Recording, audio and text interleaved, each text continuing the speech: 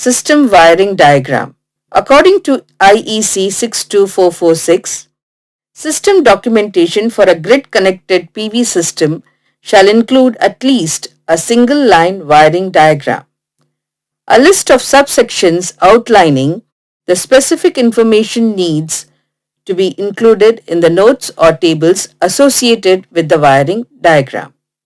IEC 62446 also requires information about the location and types of remaining system components.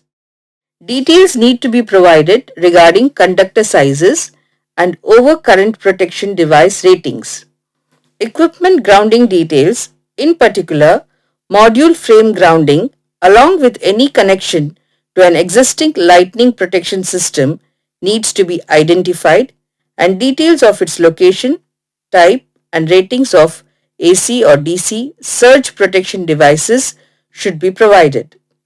IEC 62446 also requires that minimum information requirements regarding the existing AC electrical system should be provided.